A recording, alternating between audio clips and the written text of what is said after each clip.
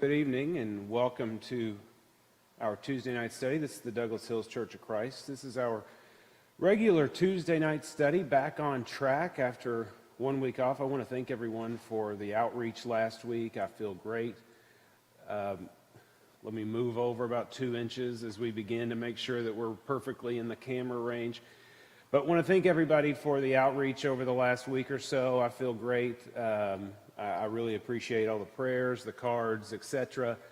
Let's begin with a prayer this evening before we get into the meat of our lesson.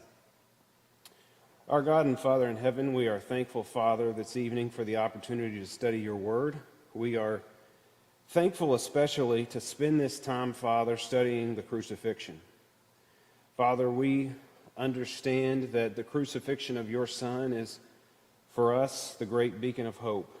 We understand the importance that it plays for the entire world and for ourselves. And Father, we know that in this tumultuous, challenging period that the world around us is in, that the cross answers all, Father, that the hope of the world is answered by the cross, not just the hope of us individually. Father, we are so thankful for your Son. We're thankful for the example that he left for us through the life that he lived, and we are especially thankful for the death that he was willing to die on our behalf. It is in his glorious name that we pray. Amen. All right, so before we get into tonight's lesson, and tonight is going to be the last of our sort of historical survey courses, if you will. Over the last couple of weeks, we have been looking at the world of the first century and kind of trying to immerse ourselves and begin to immerse ourselves into the world of the first century and going back all the way in some ways in our understanding to the beginning of the Second Temple period, which begins at the end of Babylonian captivity and during the Persian Empire and Persian captivity. And so as we've explored this, we've really covered in the last couple of weeks about 400 years of history and focused on the important role that the temple played in Jewish life. We've focused on the way in which Hellenism has played a culture-shaping role for Jews in the first century. And tonight we're going to begin really what's a kind of a two-part examination, but this the most kind of historical in nature, pre-first century in nature, of the Roman Empire and the role that the Roman Empire played. Let's look just briefly at a review. Judea in the first century is a hotbed of tension and division. If you missed the first couple of lectures, feel free to go back, especially the last two, and take a listen at those.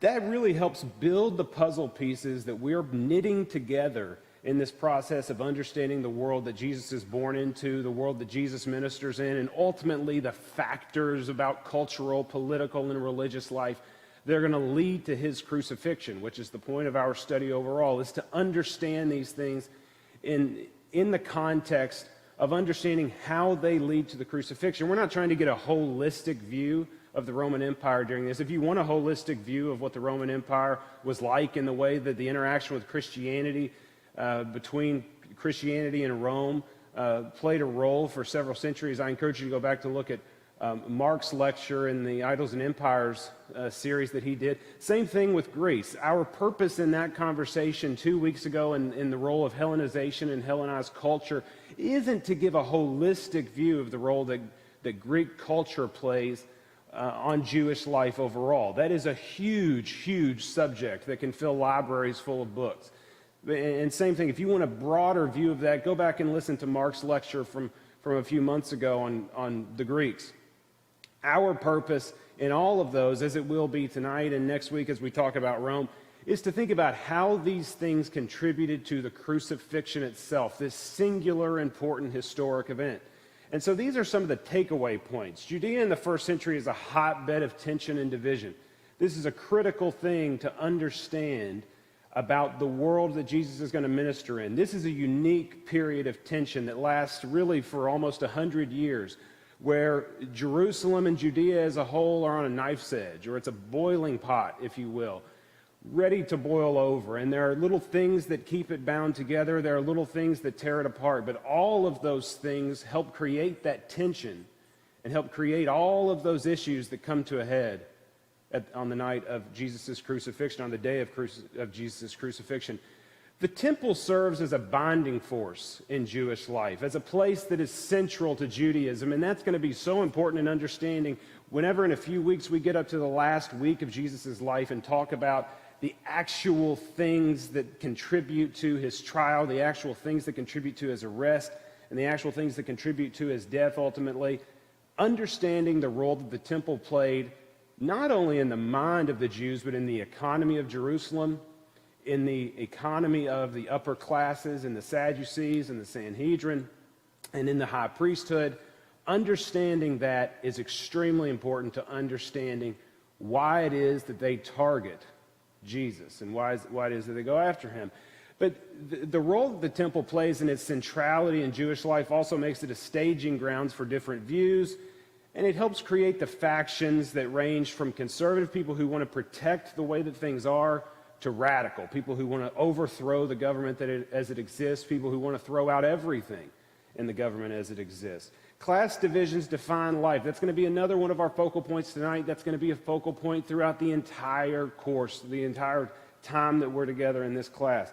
Class division with the priests and Sadducees at the top, the upper classes, of which there are few who control that sort of upper rung of society.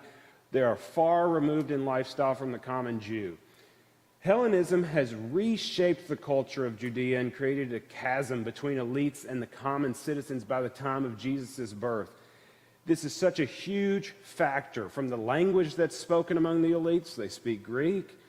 From the literary understanding that they have, from the religious syncretism that's encouraged by some of the sort of political movements and political parties at the time, and the rejection of Hellenism that leads to certain movements like the Maccabean Revolt, that leads to certain pushbacks, that leads to certain political parties like the Pharisees. Hellenism shapes the culture, and the religious syncretism that comes along with Hellenism leads to a lot of tensions. And of course, Roman occupation is central to life. It is a central conflict of life. And that's where we begin this evening. We begin this evening thinking about this period of the Roman Empire and this period that really leads us now to the doorstep of Jesus' birth and of Jesus' ministry and of his life. The brief period of Jewish self-rule that began under the Hosmanian dynasty, the ruling group that came out of the Maccabean Revolt, came to an end in 63 BC. It ended with a whimper, really, divided by civil war. Though the dynasty had succeeded in removing the Seleucids and the Mad King Antiochus Epiphanes from Judea 100 years earlier, it had not erased the Hellenistic influence that had been so central to the tensions of the period. It had not created a unified Jewish people. It had not returned the glory of Jerusalem to the golden age of David. It in some ways had failed to live up to its promise. Its lasting legacy was not its particular achievements, but in the strain of hope that it would inspire, especially outside of elite circles. That strain of hope is going to be so important to the world around Jesus in Galilee, to the world in Jerusalem among the common Jew. As a civil war waged on over the control of the dynasty, a powerful army unmatched anywhere on earth, anywhere in history, was sweeping across Asia Minor. General Pompey, who from boyhood had admired Alexander the Great, commanded a Roman army fresh off eliminating the Seleucid kingdom and gaining control of Syria.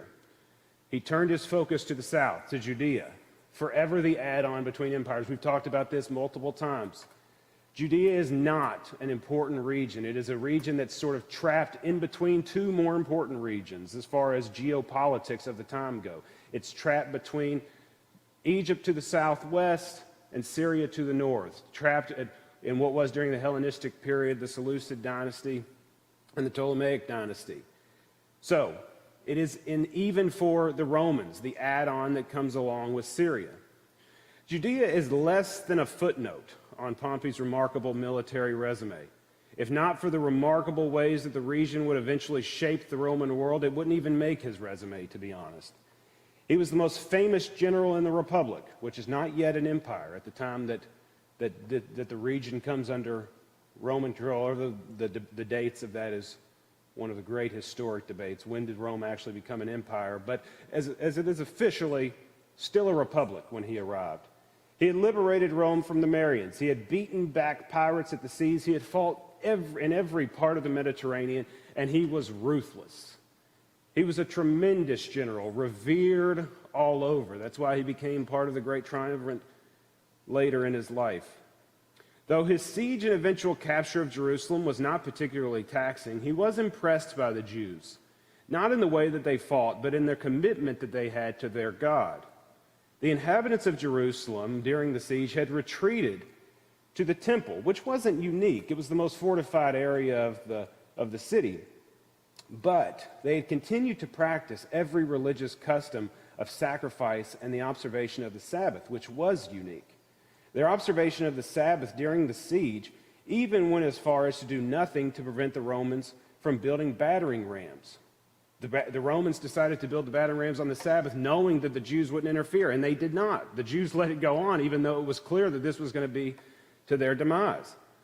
This ensured their downfall. What kind of people would be so committed to their religious beliefs that they would observe the Sabbath, that they would observe their religious tradition, even if it meant defeat, even if it put them at the doorstep of defeat? Now, rather than defile the temple once Jerusalem was completely taken and once the temple was taken, which he would not do, he was very religious and respectful of the religious traditions of all of the lands that he conquered. Josephus tells us that Pompey demanded to see more of this God of the Jewish people, demanded to see more of this God that these people had served, even to their own detriment. He marched into the temple, into the very center of the temple, into the Holy of Holies, the place reserved only for the high priest, one of just a handful of men to ever enter the Holy of Holies who wasn't the high priest. He anticipated that there he would see a statue of this singular God that the Jews worshipped. And instead, when he walked into the Holy of Holies, instead of seeing a God depicted in the way that the Romans and the Greeks had depicted their gods and statues, he opened the veil of the temple of the Holy of Holies and was amazed to find nothing. The God of the Jews, as we all know, and as Pompey discovered on that evening, was not a God in a statue. He was not housed in a single place. He was everywhere. He was the God of everything. Pompey did not really understand this, but he respected this. He respected the religious dedication that the Jews had. He respected this unique monotheistic tradition that was so different than the Roman tradition, so different than the tradition of every region that he had conquered before this. He made a sacrifice in the temple, as many conquering leaders had done before him, and he left. He placed the rule of Judea under Rome's ruling governor of Syria. This, I believe, is on the screen, just a view of the world of the Hasmonean dynasty. And this is a bust of Pompey himself, visible there.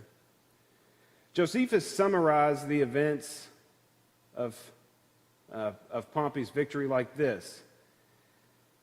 Now of this misery which came upon Jerusalem, where Hyrcanus and Aristobulus was raised a sedition one against the other.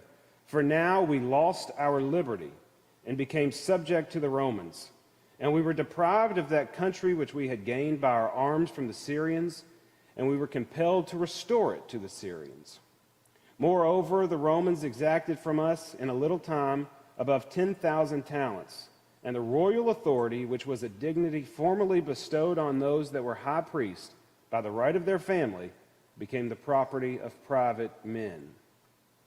In one way, it was from whence they came, having 100 years prior thrown off the reign of a leader based in Syria, now back under the reign of a leader based in Syria. But make no mistake, this time was different, vastly different.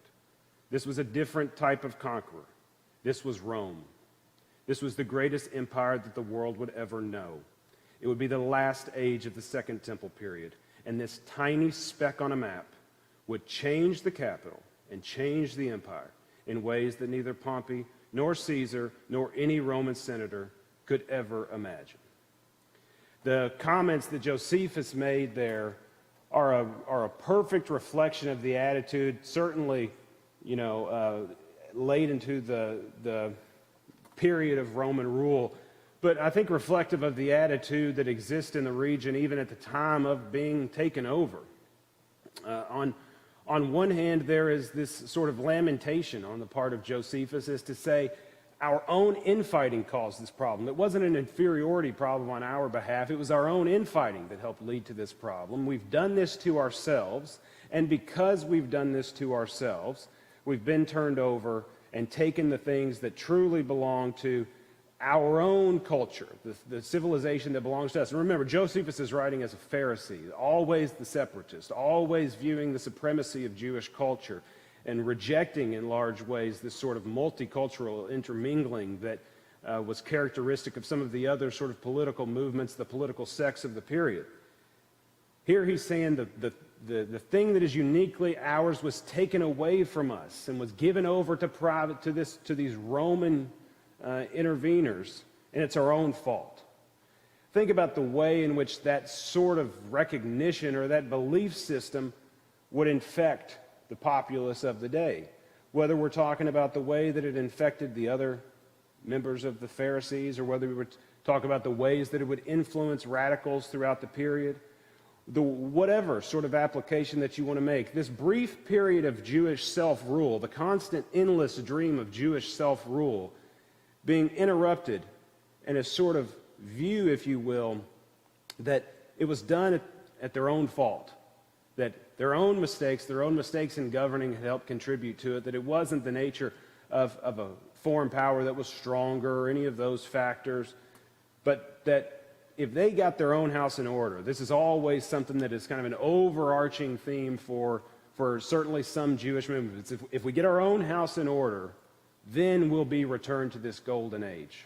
Think about the way that sort of attitude would infect the populace and the way that it would shape the world, if you will. Here on the screen is a view of the Roman Empire at the time, a view of the sort of full swath of what is to become the Roman Empire by the first century.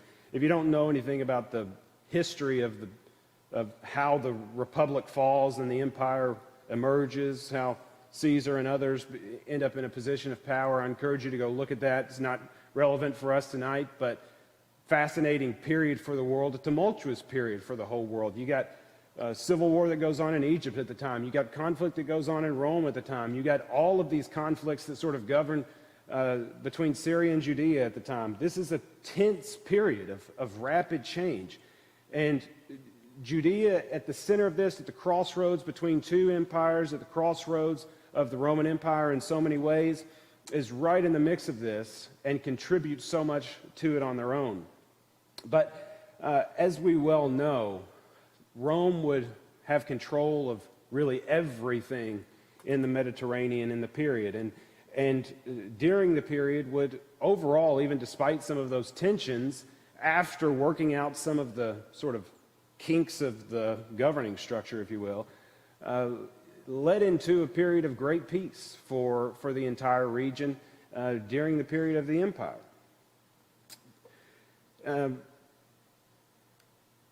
Moving forward a few decades, if we shall.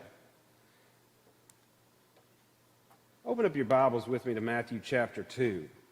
Now that we've sort of gained a broad view understanding of the Roman Empire of the period and of sort of how Rome ends up in control of this swath of land, how we enter this sort of last period of the Second Temple period and the last ruling power that would control the Second Temple period.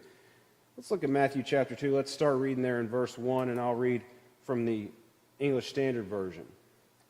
Now, after Jesus was born in Bethlehem of Judea in the days of Herod the king, behold, wise men from the east came to Jerusalem, saying, "Where is he who has been born King of the Jews? For we saw his star when it rose and have come to worship him." When Herod the king heard this, he was troubled, and all Jerusalem with him. And assembling all the chief priests and scribes of the people, he inquired of them where the Christ was to be born. They told him, "In Bethlehem of Judea, for so it is written by the prophet, and you, O Bethlehem, in the land of Judah, are by no means least among the rulers of Judah, for from you shall come a ruler who will shepherd my people Israel." Then Herod summoned the wise men secretly and ascertained from them what time the star had appeared. he sent them to Bethlehem, saying, "Go and search diligently for the child, and when you have found him, bring me word that I too may come and worship him." After listening to the king, they went out their way, and behold, the star that they had seen when it rose went before them until it came to rest over the place where the child was. When they saw the star, they rejoiced exceedingly with great joy, and going into the house, they saw the child with Mary his mother, and they fell down and worshipped him. Then, opening their treasures, they offered him gifts, gold and frankincense and myrrh. And being warned in a dream not to return to Herod, they departed to their own country by another way. Now, when they had departed, behold, an angel of the Lord appeared to Joseph in a dream and said, "Rise, take the child and his mother, and flee to Egypt, and remain there until I tell you. For Herod is about to search for the child to destroy him." And he rose and took the child and his mother by night and departed to Egypt, and remained there until the death of Herod. This was to fulfill what the Lord had spoken by the prophet, "Out of Egypt I call my son." Then Herod, when he saw that he had been tricked by the wise men, became furious, and sent and killed all the male children in Bethlehem and all that region who were 2 years old or under, according to the time that had been ascertained from the wise men. Then was fulfilled what was spoken by the prophet Jeremiah. A voice was heard in Ramah, weeping and loud lamentations, Rachel weeping for her children. She refused to be comforted because they are no more. And when Herod died, behold, an angel of the Lord appeared in a dream to Joseph in Egypt, saying, "Rise, take the child and his mother, and go to the land of Israel. For those who sought the child's life are dead." And he rose and took the child and his mother and went to the land of Israel. But when he heard that Archelaus was reigning over Judea in place of his father Herod, he was afraid to go there, and warned in a dream, he withdrew to the district of Galilee. And he went and lived in a city called Nazareth, so that what was spoken by the prophets might be fulfilled, that he would be called a Nazarene. To understand life under Roman rule, which, as we've already made reference to, is an ever-present, overarching aspect of life and tension, one must begin that understanding by understanding Herod, otherwise known as Herod the Great. His role in the Gospels is limited to this instance where he's the antagonist, as the Herod that we meet later on in relation to John the Baptist and then in Jesus' trial are both his son. But his importance in shaping the world that Jesus is born into, ultimately lives in, from the politics to the culture to literally the infrastructure all around him, is unmatched by any other single individual, bar none. For the 33 years that Herod is given reign as the client king of Judea, he establishes a peace in the region that is rarely matched at any point in the Second Temple period. He is so successful at keeping the peace, keeping the money flowing to Rome, and building up the region more than any figure post-captivity. But none of this is done, or does it gain him the affection of the Jews. Herod is a figure that reminds me a lot, actually, of Saddam Hussein. Understand what I mean by that. I think there are probably multiple applications, but Americans know little about Saddam Hussein beyond the bullet points, which is fine, not necessarily necessary to be a historian of him. But Saddam Hussein's real role, which America found out the hard way, was to be the linchpin of the entire Middle East. Think of it as sort of the midpoint of an arch where both sides lean against one another, and that keeps them up. And if you remove that midpoint, the entire arch collapses on top of itself. That's a brief view of why the war in Iraq was a geopolitical disaster, and a foreshadowing of why the death of Herod is going to set up a 7-decade-long kindling fire in Judea. But lest we get ahead of ourselves, Herod is a linchpin that is able to unite all of the chaotic, varied interests that dominate this region. It doesn't gain him the esteem of the Jews, but it gains him a lifetime of power and relative peace, which counts for something. Herod's father, Antipater, was a friend and supporter of Julius Caesar, which prompted Caesar to make Herod's father, Antipater, the first Roman procurator of Judea. Politics was a family affair, and Antipater used his family to put them in positions of power, putting his son Herod in charge of Galilee. Now, Herod was ultimately given rule over all of Judea after Antipater, his father's death. The Roman Senate bestowed that rule upon him. He was given the title as part of that rule of king. and even referred to by the Romans, a title that would stick with him forever, sticks with him still, as the King of the Jews. There are several reasons that Herod was never fully accepted by the Jews, though. That despite the Romans calling him the King of the Jews, he never gains the acceptance of the Jews, really. First of all, he's not fully a Jew himself. Antipater, his father, was a convert to Judaism. So Herod is raised as a Jew, but he was Arab in origin. His father had been granted Roman citizenship by Julius Caesar, which meant that his whole household, Herod included, were Roman citizens. He was a deep admirer of Hellenization, a deep, deep admirer of Hellenization. So he sat quite firmly at the intersection of all three dominant cultures of the region, which helped him establish himself as that linchpin that we already discussed. And for Rome, this is wonderful. This is someone who's able to understand the varied cultures, who's able to understand all of these things that make up the world that he has to govern. It allowed Rome to place Herod in charge and for the entirety of his reign, really give very little thought to the region beyond that. This region that's relatively insignificant in the grand scheme of their empire, they don't want to think about it. They have him there to think about it. He's a complex figure with complexities that go beyond our allotted time, worthy of a book themselves, worthy of books themselves. He wanted to promote Hellenization in the region. He has this deep, deep admiration, as I referenced, for the Greeks and for Hellenization. And possibly he wants to promote it as a way to build up the region in the eye of the Romans. But he's likewise hungry for the acceptance of the Jews.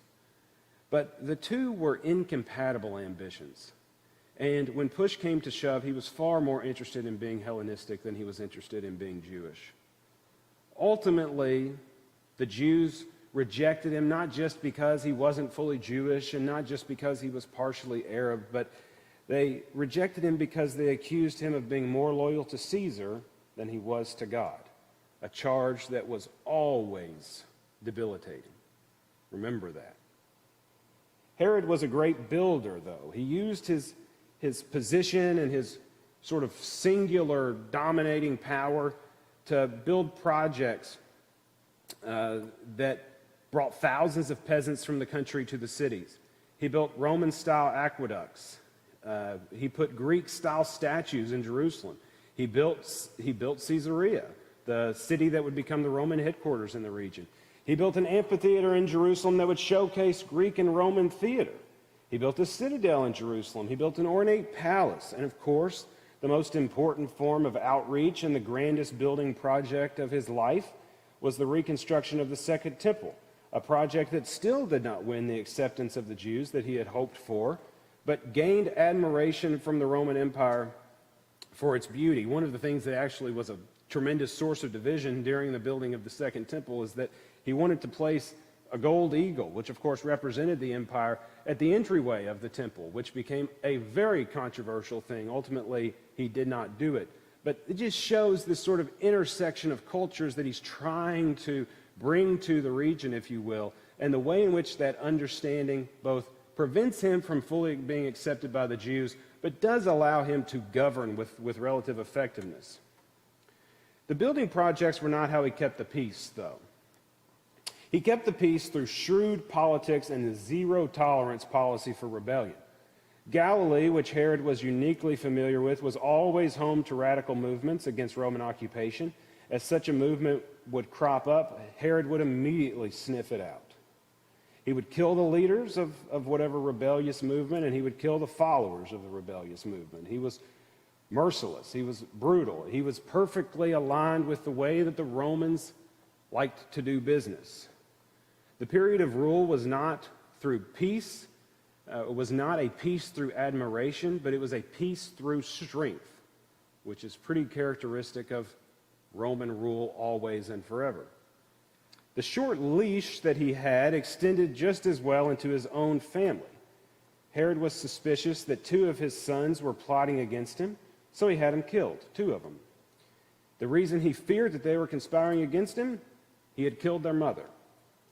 Another son did try to have him killed after that, conspiring with Herod's brother to poison him, and the brother accidentally drank the poisoned drink. himself, revealing the plot. And so Herod had a third son killed. First rule of poisoning someone is that you don't drink the poison yourself. It's not even poison 101. It's like high school level poisoning. But the mistake they made ends up with 3 of Herod's sons dead.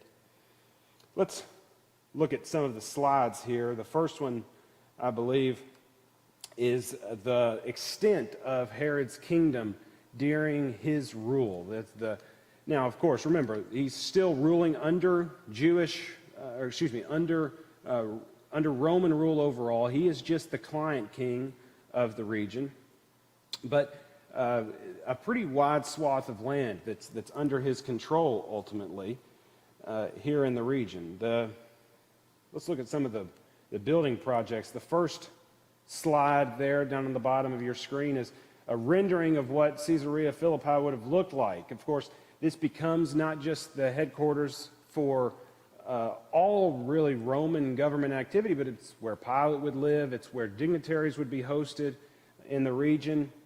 It's the primary headquarters of the Roman government, not Jerusalem. Something that's important as we get into the Passover and into the period of Jesus' life, because it's not commonplace that Pilate or the other leaders of Rome would be in Jerusalem at the time. They're only there for special events. Pilate would usually come for all of the major feasts, Passover obviously being one of them, and for any other sort of major events that were going on in Jerusalem. But for the majority of his time as governor, which is an extended period of time for a governor of the region, we'll talk about him in a few weeks specifically, but this is where he would be, this city that was built in some ways to impress the Romans and provide them a place that could be uniquely theirs, built, of course, in the Romanesque style that they would approve of. He built aqueducts, something that the Romans were always known for. This is one in Caesarea on your screen now. And of course, the single thing that you're allowed to see now that is kind of the lasting monument of Herod's reign is the western wall of the temple. The second temple built up entirely, renovated entirely during his period. And of course, whenever that's later destroyed by the Romans in 70 AD, the western wall is one of the only parts of the original second temple or of Herod's second temple, the rebuilt second temple, that is still available today. This is now the Wailing Wall, the western wall, one of the only parts that remain from the period of Jesus' life and the period of Herod's life even. The next is the slide now that's at the bottom of your screen is a great little breakdown of all of the individuals that are part of Herod's family, this whole Herodian dynasty that we see a lot of intersection with in biblical texts. There's a lot of these individuals that are part of Herod's family that in some way end up intersecting with biblical figures, whether it be John the Baptist or Jesus or Peter. But a very important family for this entire early days, if you will, of Jesus' life and of Christianity as a whole for this region. And of course, as marked there on the screen, there's 3 of those individuals, 3 of those sons and a wife that are killed by Herod. So the Herod that we meet in Matthew chapter 2, seeking to kill every baby that's born that makes a claim to the throne, is perfectly and completely in line with Herod's character. He was a brutal leader, but he had achieved a few very important things. First, he had physically built the environment that Jesus would be born into. All of these sort of aspects of the infrastructure, you think about the world that Jesus is born into. The elites, certainly, and many others at least speak some Greek. It's a foreign language. It's a Hellenized language. So many aspects of the culture are shaped by Hellenization. So many of the aspects of the culture are influenced and altered by the Greeks. And then the physical environment, even the statues in Jerusalem, the aqueducts, the buildings that would be in the major cities in particular, are all Roman in style. So he had physically built the world that Jesus was born into and would live in. That's important. Second, and more important than that, he had kept the peace for a period but had done so in a way that exacerbated the underlying tensions of the period. Herod lived at the intersection of all those cultures, which allowed him to understand how to rule the region, even if it meant that doing so, he had to be brutal at times. Now, he was inventing the way, in some ways, of ruling this region and of ruling these people that Pompey had so admired for their religious dedication. Herod, in some ways, had shown the Romans this is how you establish control. For him, it was not a stepping stone for another job. This was the job that he wanted. He lived in the region for almost his entire life. He understood the region. Even though he was never fully accepted, he understood the region. He could keep the peace. He could keep the taxes being paid on time, the only thing that the Romans really cared about. He could snuff out rebellion. But could anyone do it in his absence? Could anyone other than him do it? Could it be repeated? And who would deal with all of the repercussions that come once the linchpin is gone? Once those two arches of the tower fall on top of each other in his absence, who's going to pick up the pieces? That's going to be the political question that dominates, and that in so many ways creates the environment that ultimately leads to the cross. Because the answer to that question is that no one could do it in his absence. No leader could match the stability of Herod's reign.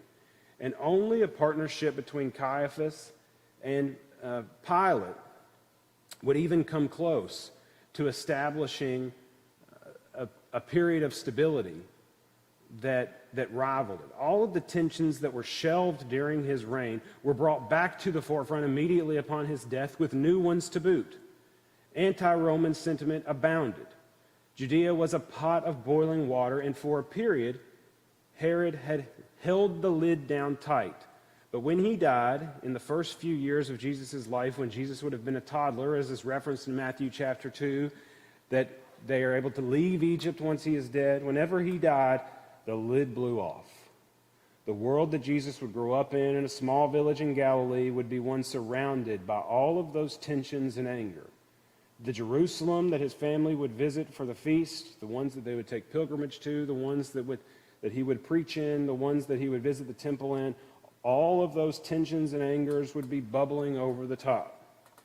The Roman response to tension everywhere and always was simple. The Romans were not like the Greeks, seeking uniformity of culture, seeking one humanity. The Romans wanted tribute.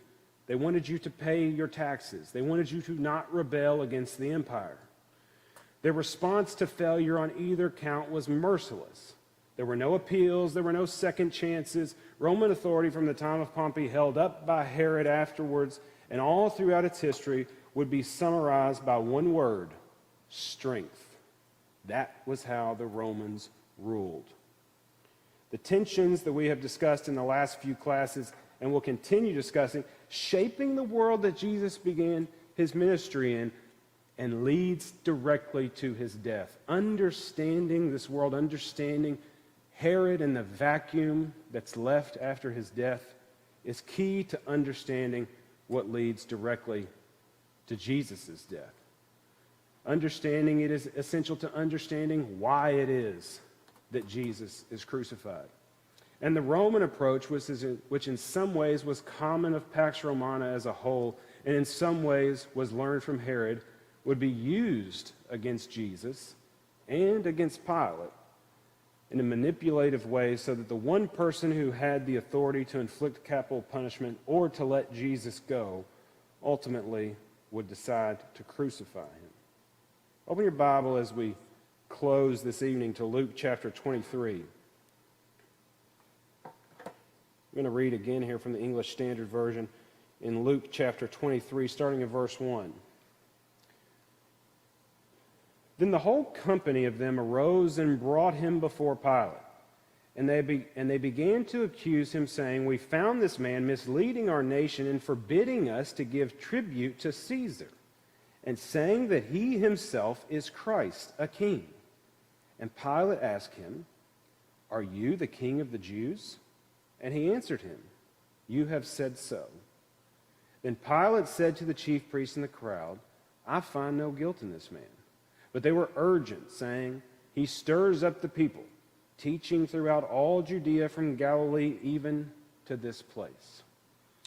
Pontius Pilate, the Roman prefect of Judea, the sole individual who can inflict capital punishment, asked Jesus of Nazareth numerous questions recorded in all four Gospels on the day that Jesus is brought before him, but only this question, this crucially important, world-altering merger of history's question, is recorded in all four of the Gospels.